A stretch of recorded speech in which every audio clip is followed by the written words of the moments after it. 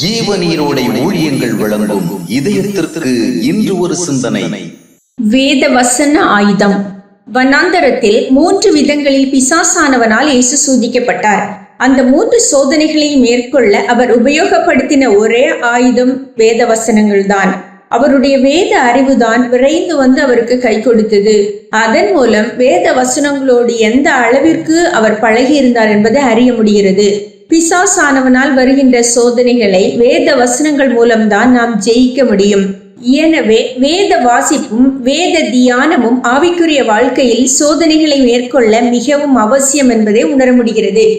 அதே வேளையில் வேத வசனங்களை குறித்த அறிவினால் மட்டுமே சோதனைகளை வென்றுவிட முடியாது. இயேசு வேத வசனங்களை அறிந்தவராக மட்டுமல்ல, அவைகளை அவர் ஆயுதமாகவும் மாற்றியிருந்தார். அதாவது அவர் வேதத்தை படித்து அறிந்தவராக மட்டுமிராமல் அவைகள் ஒவ்வொன்றையும் விசுவாசித்து முக்கியப்படுத்தி அதன்படி செயல்படவும் தம்மை ஒப்பு கொடுத்திருந்தார். மூட்டை மூட்டையாக அரிசியை வாங்கி வீட்டில் குவித்து வைப்பதால் மட்டும் யாரும் பசி தீரவோ பலமடையவோ முடியாது. அவைகள் சமைக்கப்பட்டு சாப்பிடப்பட வேண்டும். அப்போதே அவை சரீரத்திற்கு போதிய பலத்தையும் ஆரோக்கியத்தையும் தரும்.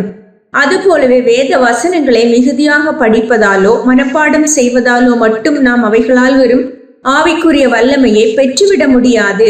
அவைகள் வாழ்க்கையோடு கலக்க வேண்டும். இதயத்தில் அவைகள் விதைக்கப்பட்டு வாழ்க்கையில் அவைகள் செயல்களாகவும் குணங்களாகவும் வெளிப்பட வேண்டும்.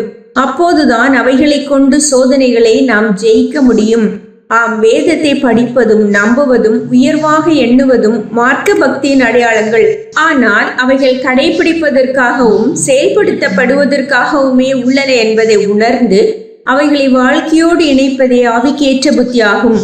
அந்த புத்தியான செயல்பாடு இருந்தால்தான் வேத வசனங்கள் உயிருள்ளவைகளாக விளங்கி சோதனை வேளையில் நம்மை காப்பதற்கான ஆயுதமாக மாறும். வேத வசனங்கள் வெறுமனே வாசிப்பதற்காக அல்ல, அவைகள் வாழ்வதற்காகவே தரப்பட்டுள்ளன. வசனத்தின்படி வாழ்வதற்கு உட்பட்டால்தான் சோதனைகளில் அவைகள் நமக்கு ஆயுதமாகும். சிந்தனைக்கு: எதை செய்கிறாய் என்பதை அல்ல, எதற்காக அதை செய்கிறாய் என்பதை அறிந்து செய். எதை செய்கிறாய் என்பதை அல்ல, எதற்காக அதை செய்கிறாய் என்பதை அறிந்து செய்.